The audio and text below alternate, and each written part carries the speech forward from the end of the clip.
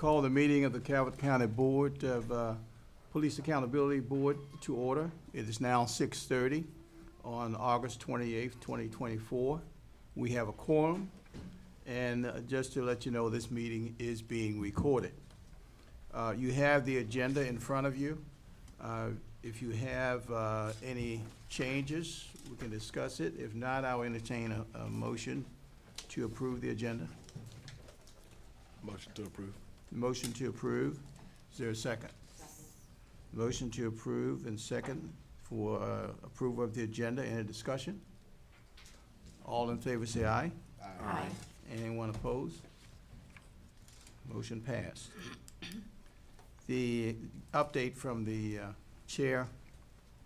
We have a couple updates for you.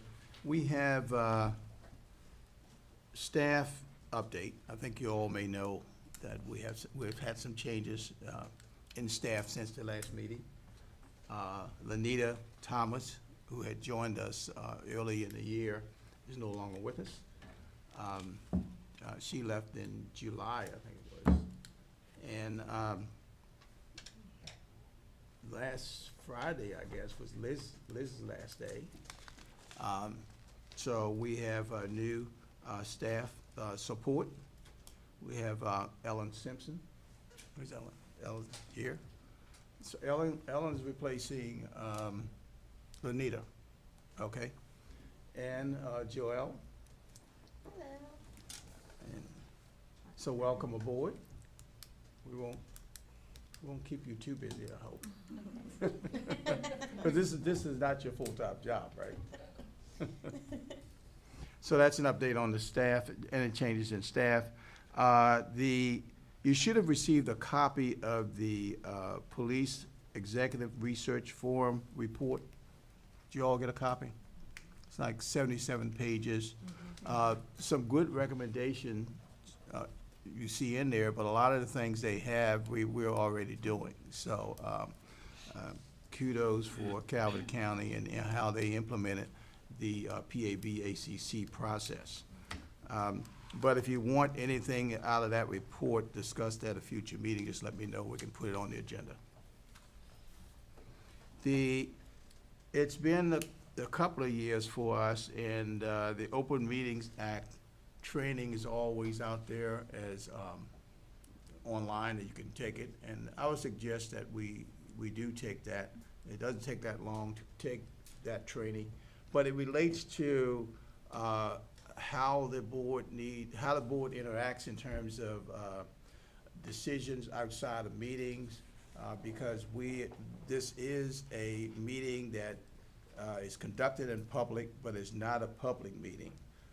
But we need to have an appreciation for whenever there's a vote and you have a quorum outside of a meeting, you probably on the edge of violating the Open Meetings Act. So any questions about that, we can discuss it, but there's a quick update if you wanted to just go out there and take that training. That's my update. Any questions on anything that I included in the update?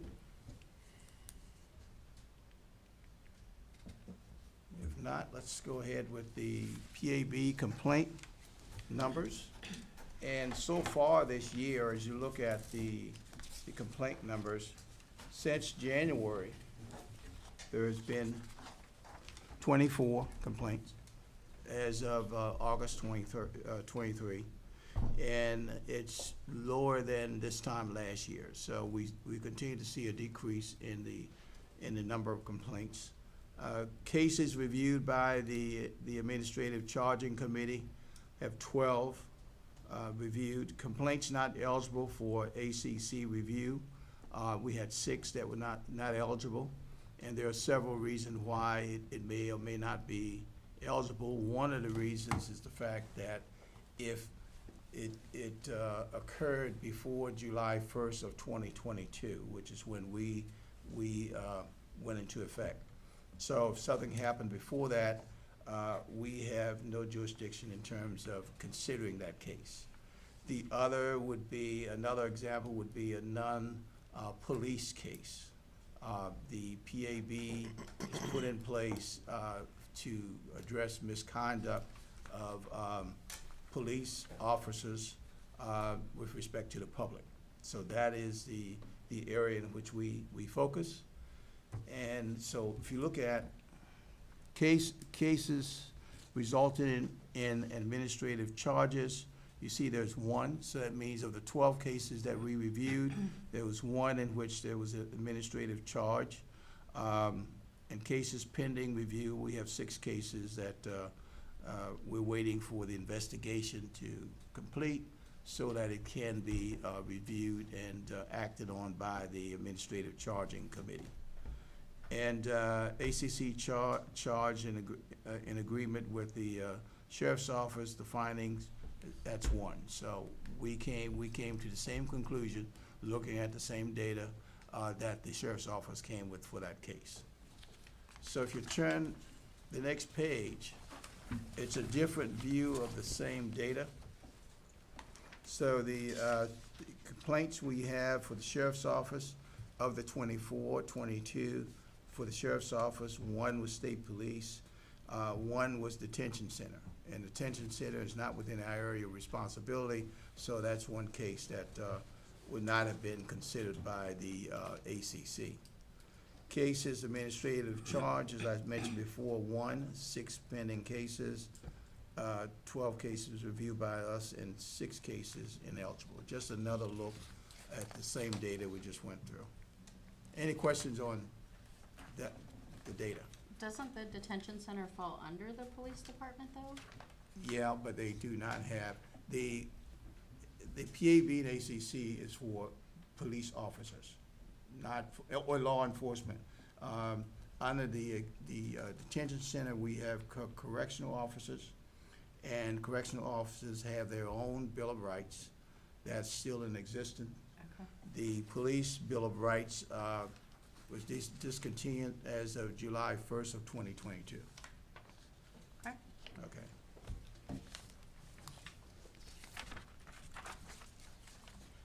Appointment to the Administrative Charging Committee. This is, when you look at the resolution for establishing the ACC and the PAB, the chair of the PAB serves on the ACC. So the chair of the PAB has the option of appointing someone else to serve on the ACC representing the PAB. So, and it's I want to find out where it says here.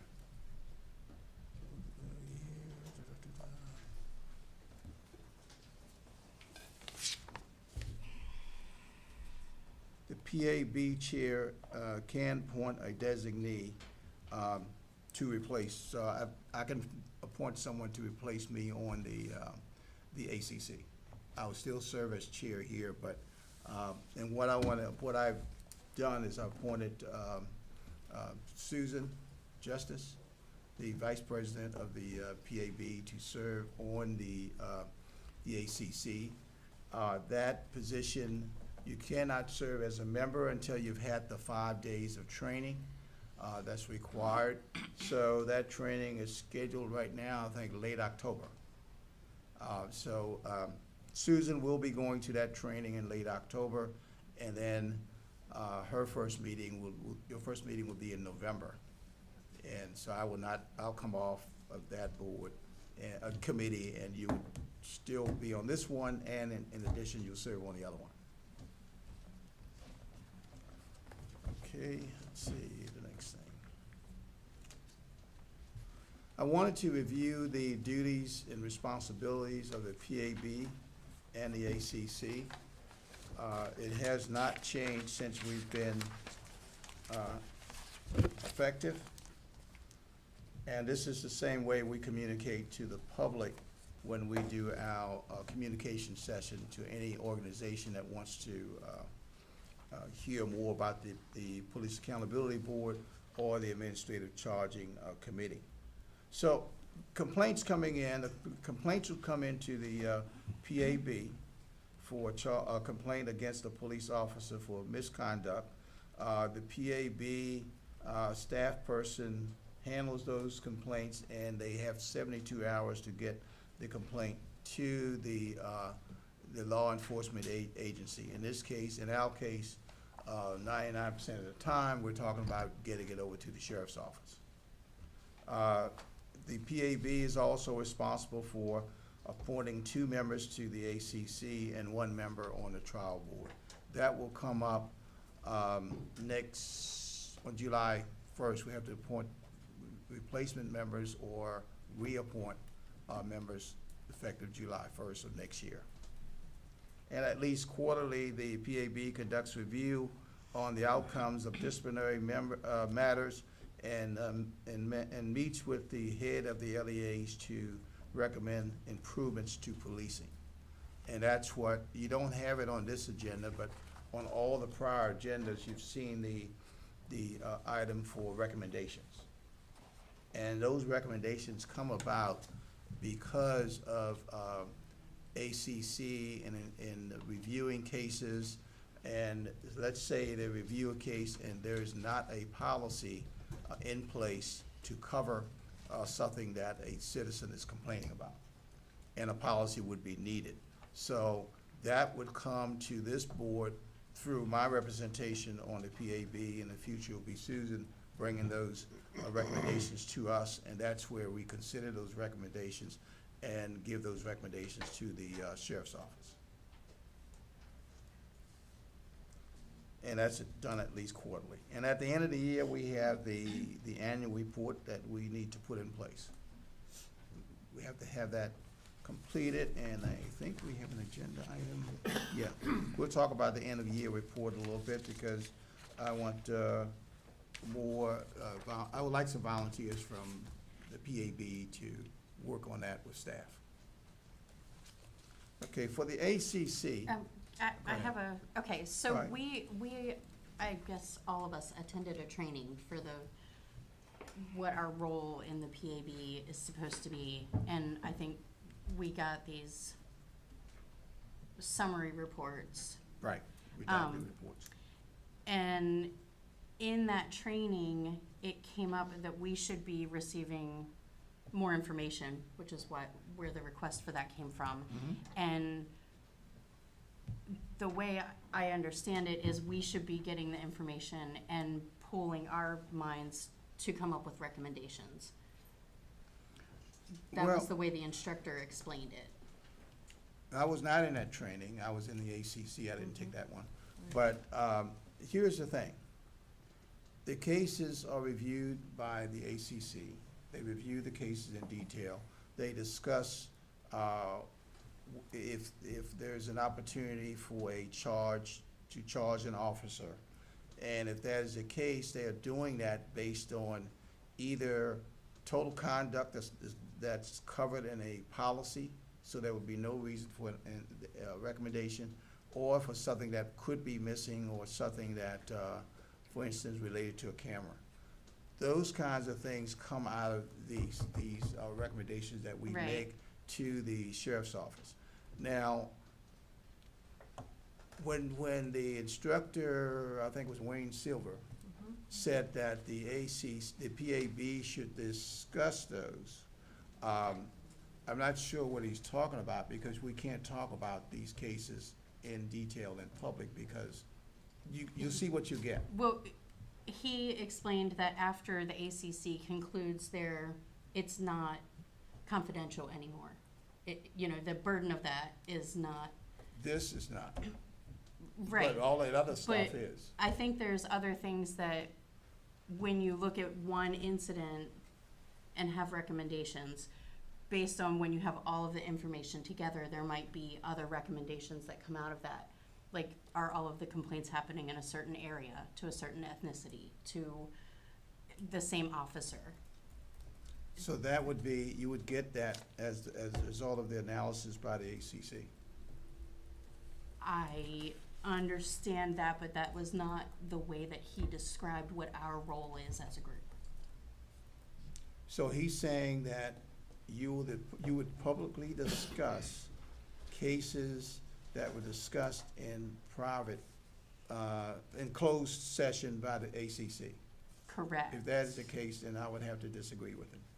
And I'll send something to him to better clarify that, because we have to maintain the confidentiality of those cases from the police officer standpoint and also from a citizen standpoint. I don't think he ever intended for, names and birth dates and social security Right. number information, but as a body, we're supposed to be coming up with our own recommendations. I think one of the things that he was expressing was trends. Yes. Looking for trends, and that may be something that you guys are already doing. Yeah. I assume, looking for trends. Yeah, they are. That's part of the analysis, and Right. that's why you have a PAB member as part of that, to bring that back. So what was included in your packet? I included all of the cases since the last meeting, your last meeting in May. You can see that the information that can be used to identify a person has been redacted. So you tell me whether that's useful or not, and what would you do with that? Because by that time, you would already have the recommendation if there's a recommendation.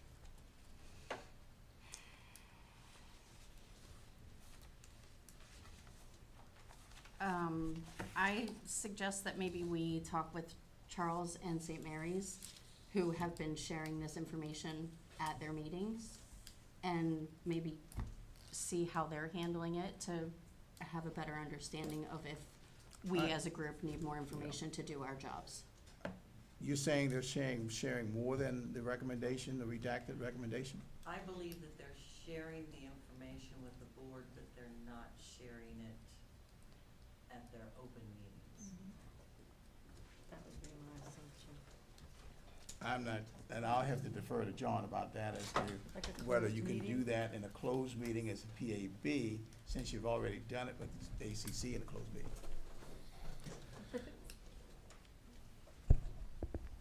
If I could. So, John he Norris, was- the county attorney. John Norris, County Attorney, thank you.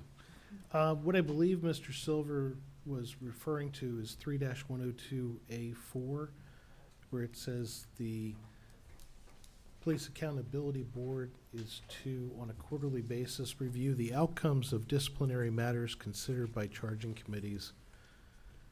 And understanding that there are still personnel record provisions of the Public Information Act and other laws that protect the identity of most of the participants. So reviewing the outcomes does not necessarily mean reviewing the names, but looking for trends is something that the ACC is also doing concurrently, because part of the disciplinary matrix, and I understand the PAB didn't have that training, but the disciplinary matrix for, try to make eye contact with everyone while keeping the mic close. Part of the disciplinary matrix does look at how many times the individual deputy that's before them has been disciplined in the past for a same or similar incident. So the ACC is looking at those trends, and of course the ACC member representative that is the PAB board chair or designee can bring that information back without using names to help the Police Accountability Board look at the 10,000-foot view to determine whether or not there are things that need to be addressed to have better outcomes with community policing in the county. So there are still protections for law enforcement officers and the public in personal information, personal identifiable information. Sure. That is the reason that you have the redacted information before you today. Some of your concerns are addressed through the training that has happened with the ACC that you would not have known otherwise. Does it answer the question? He led us to believe that we should have a much more involved role. Maybe we should invite him to our next meeting to discuss. We can do that. Or, Well, so why don't you get a hold of them and clarify Yeah, we can clarify that, because I think there's some confusion as to, because you've been getting the trending and what needs to change with respect to recommendation in the sheriff's office as a result of the discussion within the ACC and the recommendations you've seen on your agenda prior to this meeting. That's where that came from. We have, but in the description of what we are supposed to do, it says that we're supposed to make recommendations. And we haven't Policy been recommendations. getting enough information for us as a board to do that. We've been getting recommendations to approve or not from the ACC, but we With haven't. background. Small amounts of background. It Yeah. was either charged or not charged. Right. Not with the barest description of what the complaint was. It's not clear to me what else you would need, because it would not be productive to dive down or dig down into a case that's already been decided in private to do that in public. I don't think it's meant for that. It's meant as a collection of data that we can look for trends. That's why they want all of our viewpoints, I think is the goal. That's why it's a bigger group here than it is on the ACC, so that there's different points of view. You're getting that. When you look at what some of the other counties are doing, okay, they haven't figured out a smooth way to do it, okay? They may not have staff support to do the redacting that we have done here to pass it over. So you have 24 jurisdictions. I'm sure they didn't implement all this the same way. If you're saying that instead of having the ACC do this on a case-by-case basis and looking at trends, because they have in front of them the disciplinary matrix that's required by law for them to use for charging. They have all the investigative results in the documents. They have questions that they would communicate with the law enforcement, and then a decision is made, and then we look for opportunities to fix a problem going forward. And that's where the changes in the policies or procedures that you have seen in the past on the agenda. But we're being offered the recommendations, not the information to make our own recommendations. So you're saying you want to see the recommendations, the redacted recommendations, read those and discuss those in a work session as part of this meeting to make a recommendation? I think we need clarification on. I think so, yeah, we do. And I'm then we going can to get that revisit. clarification from Wayne Silver, Okay, because I think he's opened a hornet's nest, and I don't think he understands how the 24 jurisdictions are doing that, because I know that several of them are doing it differently.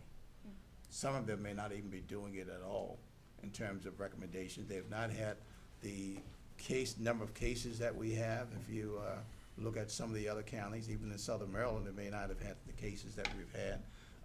They have a different level of sharing of information. So, yeah, we'll check with Wayne, and if we need to get him down here, we'll get him down here. okay. Okay? Okay. Any other questions on the responsibilities? Okay.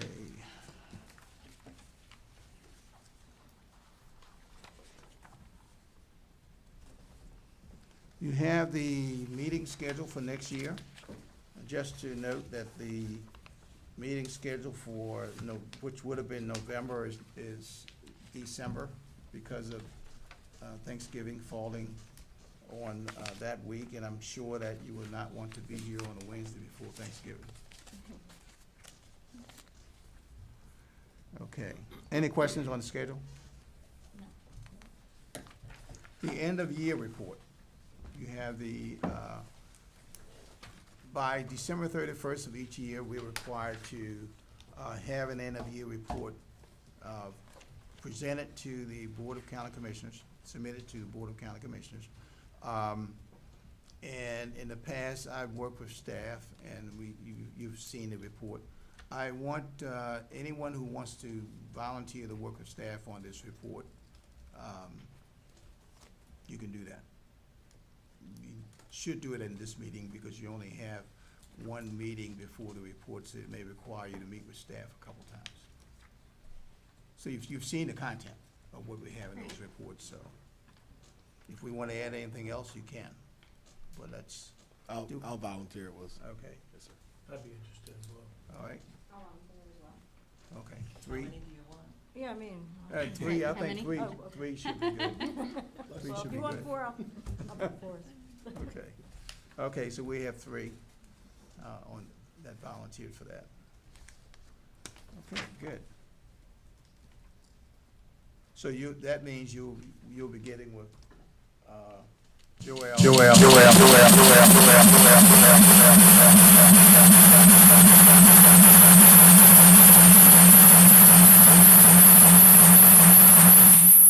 No later than mid-December, so that it will be scheduled to be presented to the Board of County Commissioners.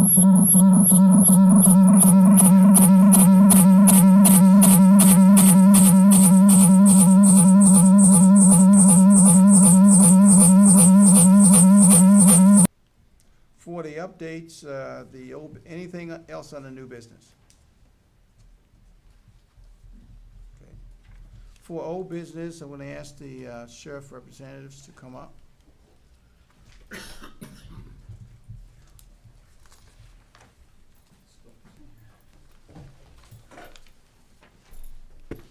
Good evening. Good evening. There were two things that we wanted status on. There was a question.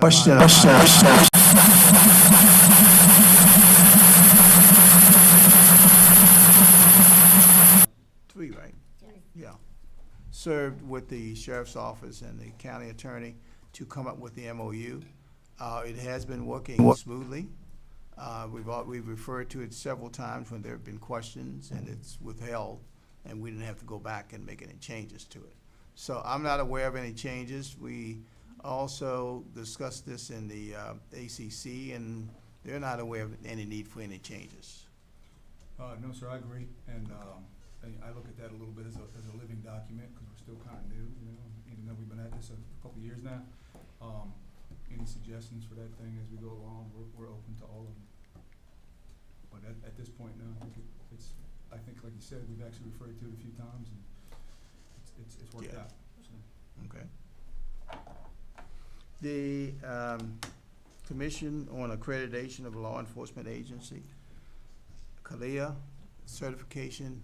So just a little background, I guess, go all the way back to, I think it was the first recommendation that this board made, was that we become accredited again. And we immediately went to work on that. We, even though, I'll put this plug out there, even though our budget was cut 20%, we were still able to pull together enough money to, and some other areas to put the CALEA process in place. And which meant we had to hire somebody, we had to put them in a position to be the CALEA manager. We were CALEA certified, Mr. Harrell, it was 2013 or something like that. He was references the year, I can't remember. But anyway, 2013, I think we were last accredited. Yeah. We still had the sign on the wall. Mr. Wilson, I thought was going to take it down until we got reaccredited. So we're in that process now. We are about, I would estimate, we meet about every 4 or 5 weeks, and we're probably about a third, approaching halfway through it. It's about we have 3 years. Right. Our goal is 2 years. We did have a little bit of a bump in the road here that just occurred this last week, actually. The sheriff was able to get a couple of SROs paid for by the school resource officers. One of those was a contract that was our CALEA manager. So he is now at Tucson Elementary down there.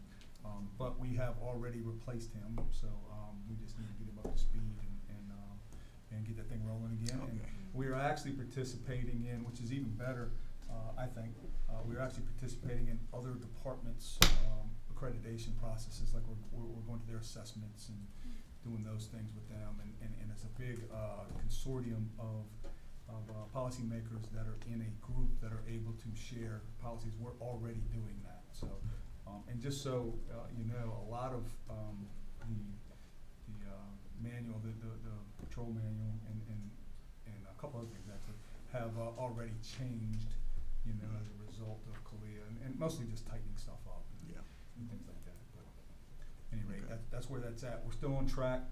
I can't remember the exact month we started. I think it was May, if I have to remember right. But at any rate, we're still on track for 2 years is our Okay. goal, and that's where we're at with it. So we intend to follow through with it. Okay, And thank you for that update. I'll just elaborate on that fact. You know, that position was created out of the existing personnel that we had. Even though it became a contract position, we used an existing body we had.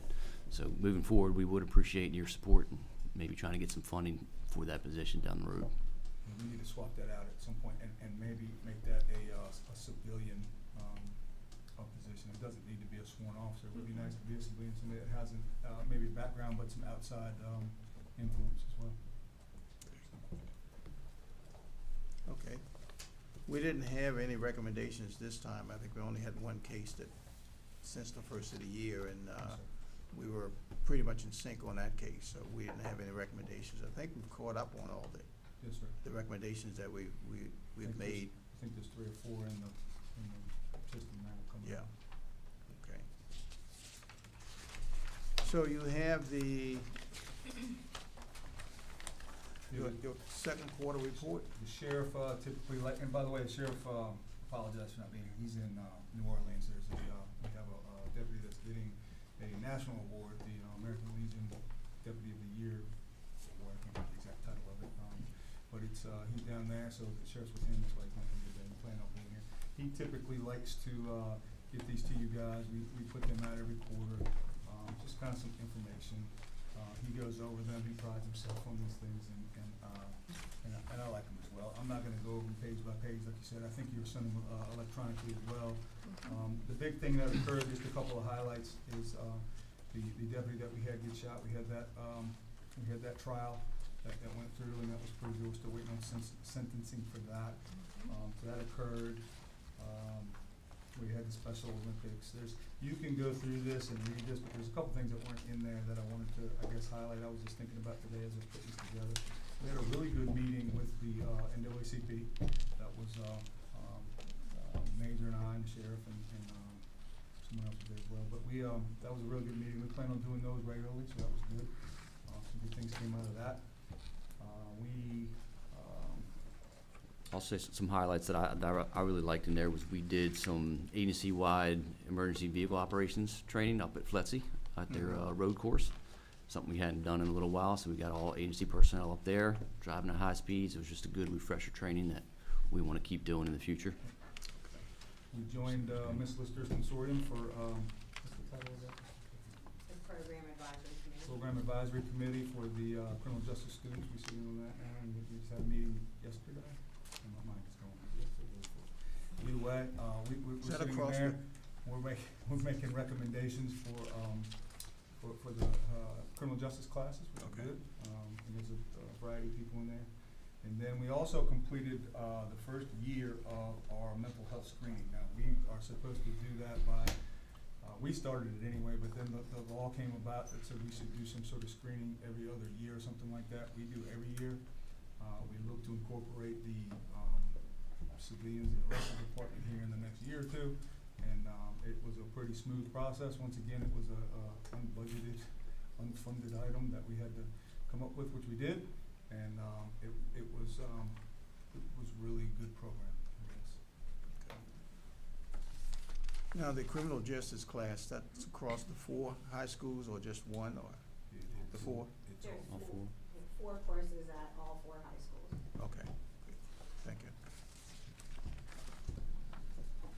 Questions or comments for Sheriff's Office?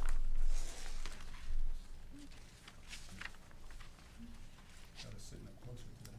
So you've had the, I guess you call like what you've done at Dunkirk, the district office? So, yeah, I can talk about that a little Yeah. bit. So that was kinda last quarter, but, I guess there has been some changes to it. We recognize the need to, divide and conquer, so to speak. So we have, divided up into 3 districts. It's up north, the middle district, and the southern district, 1, 2, and 3. We were able to lease some buildings at a really, really good rate. They were, old banks. and that we've been sitting for years. So we got those up and running, and it took us a little while, not necessarily to get them up and running, but for the public use, because we had to get them outfitted with cameras and all that sort of thing, because part of the benefit to that is we were able to do child exchanges, we're able to do, stuff you sell on the internet or whatever. We have a safe area, we're gonna put some signs up for that, but we needed to get all of the infrastructure in place, and that's kinda in place now. We're still working on it.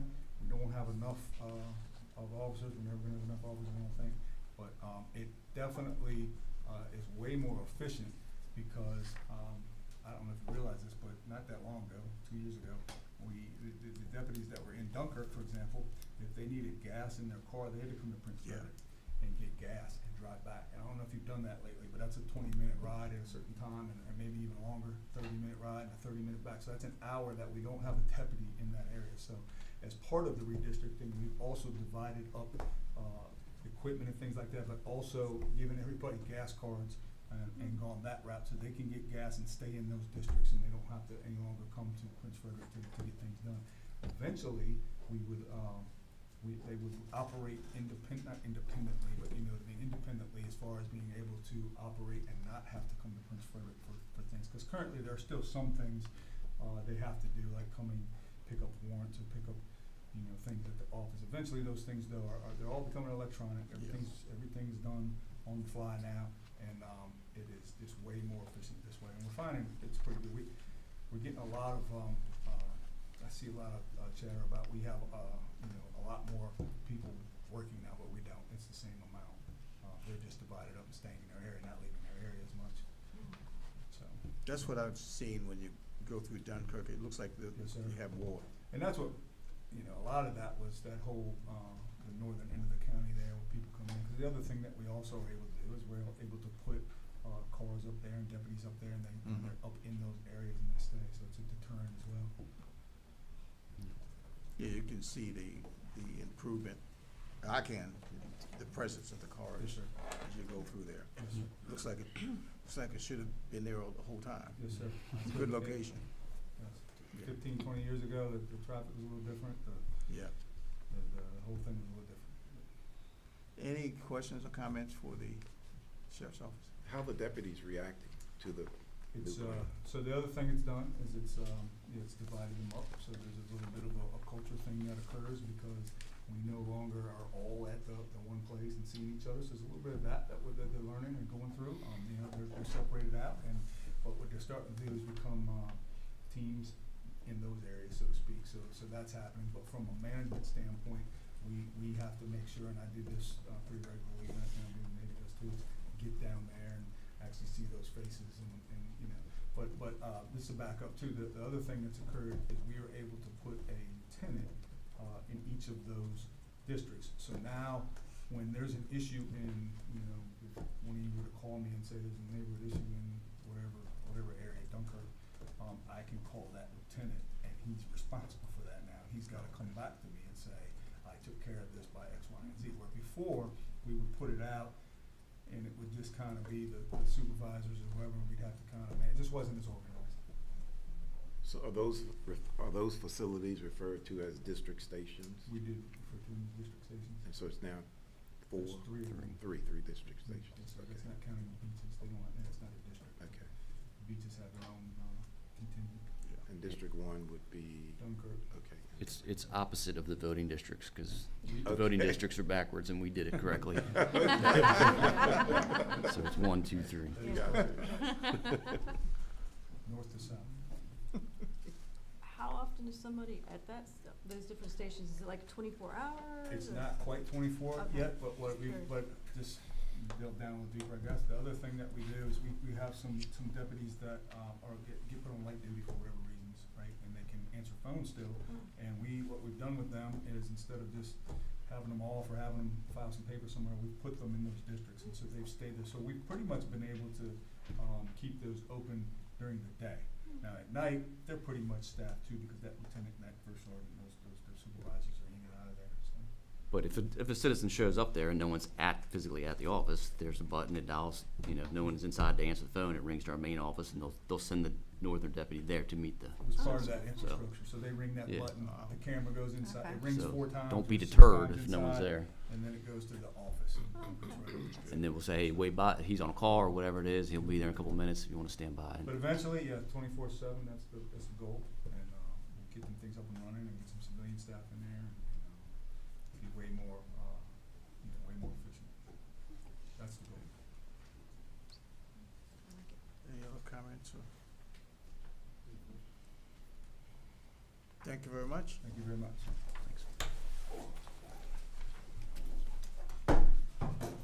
Congratulations to the deputy that's receiving, do you have a name? Corporal D. Felice, Big D. Felice. Oh, okay. It's the same award, but he got the regional award, the state award, the Eastern award, now it's the national award. So hopefully we're done with that, I'm about tired of getting awards. Thank you. Thank you. Any other business to come before the board before we go to public comment? Okay. Public comment? Thank you, sir. There are a number who have joined virtually, and there's some here in the room. If anybody would like to provide public comment, all views and perspectives are welcome during public comment. Be aware that speakers are personally responsible for their own expressions and comments.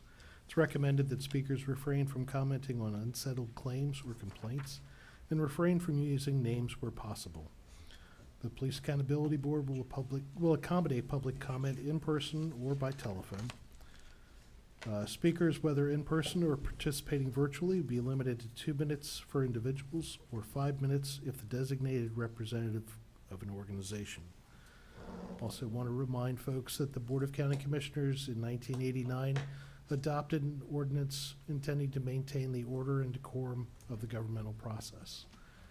The persons are welcome to address the Police Accountability Board on any matter germane to the business of this board. Those addressing the board shall not be uncivil, rude, vulgar, profane, or otherwise disruptive to the conduct of this board's business. All speakers are asked to identify themselves. Those who have joined us virtually that wish to speak, if you called in, you can press *9 on your phone, or if you joined by internet or browser, use the raise your hand function. The Ethics Commission has also asked that we remind speakers of public comment that lobbyists include those who seek to influence public policy, and lobbyists must register in advance. Is there anybody in the room who wishes to provide public comment? Please go to the microphone.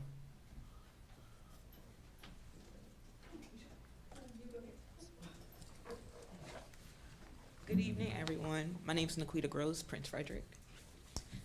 So I had a couple of questions, and I'm going to go through these as quickly as I can.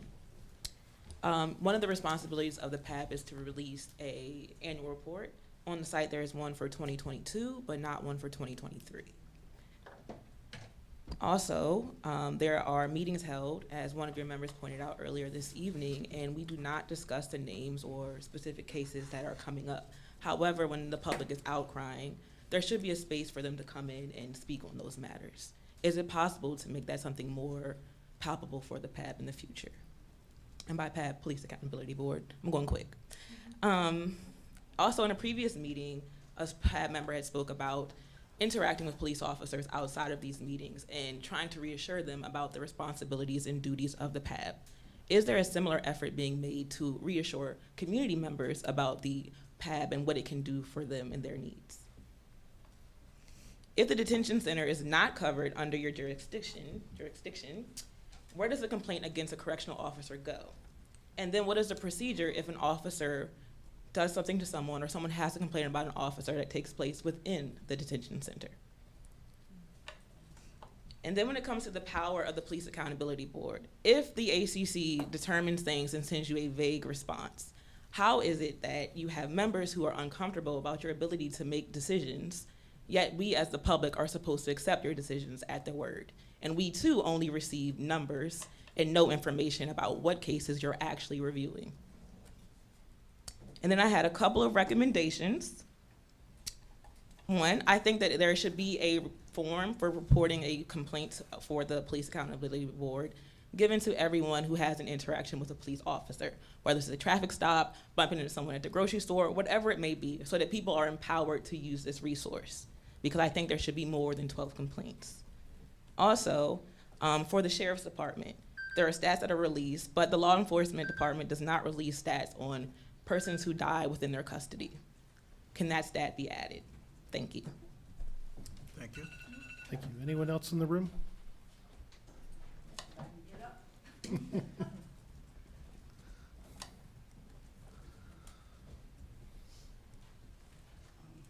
I'm Joyce Freeland, and I'm the second vice president of the Calvert County branch of NAACP.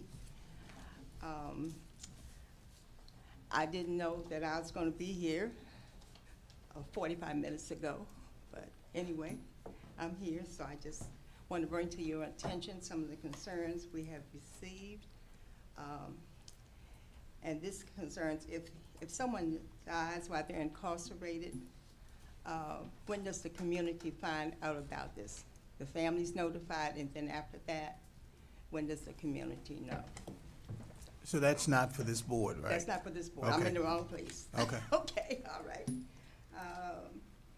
Let's see, and so that's the other board? No, that's detention center related and not police Police. officer related. Okay. Yeah, okay. the PAB and the ACC is for police officers, complaints against, misconduct against police officers. Okay, all right. Well, if I'm asking the wrong place, you just tell me, okay? What protocols are currently in place to, well, I just asked about the community at large, learning about someone who may have passed away in the penal institution, and any protocols for outside medical attention. Am I still out of line here? Go ahead, keep Keep going. going. Okay, all right, okay. And let's see. If these incidents are, if they're not shared in the community, when are they shared, I guess, is what I should ask. And that's, and I guess, are there statistics available for the county sheriff as to any report on deaths, if they have anybody who's That's not this board. who's died while they're in their jurisdiction, if I'm making myself clear? Yeah, I think it's Yeah, someone else that should be going through that, but okay, it sounds like the correctional complaints, detention center kind of complaints is part of the, and that's in this county structure, that's part of the sheriff's office. I would Okay. assume that you would go directly to the sheriff's Sheriff's office for that piece, but it doesn't come through us. okay, all right. Am I Thank you saying very the- much. John? Yes, sir. And if it's okay with the chair, maybe this is an opportunity for us all to learn a little. The Police Accountability Board started with meetings in the Judiciary Committee with the chair, Will Smith, in September of 2020. Their focus is, at that time, was on the law enforcement officers that are interacting with the public.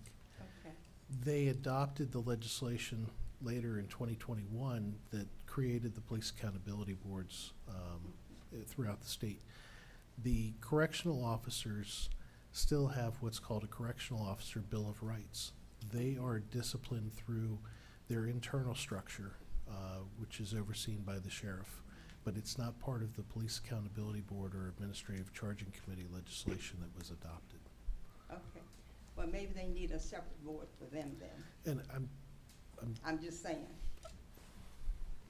Okay, thank you. I'm sure the sheriff, I can't speak on his behalf, but I'm sure he would love to have a conversation. Yeah. So, And I appreciate that they did meet with the NAACP. good, This has been a couple of months ago or so. Okay, very good. thank you very Thank you. much. Thank you. Is there anyone else in the room who wishes to provide public comment?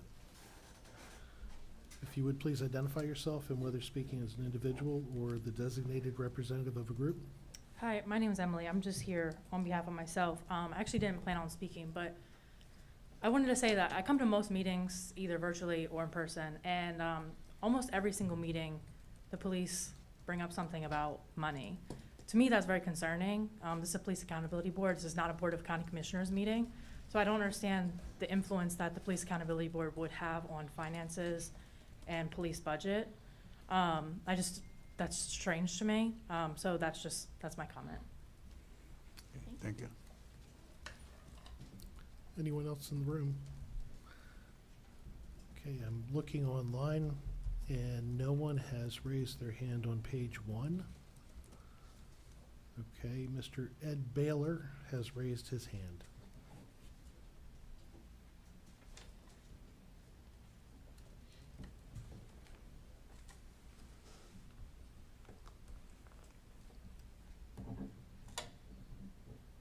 Hello, can you hear me? Yes, sir. Hi, my name is Ed Baylor, and I want to thank Mr. Perrin for allowing me to speak here for a few seconds. I'm the new guy on the ACC, and I was just recently elected as the chair, and I just wanted people to know that I was a policeman for 32 years with U.S. Capitol Police until I retired.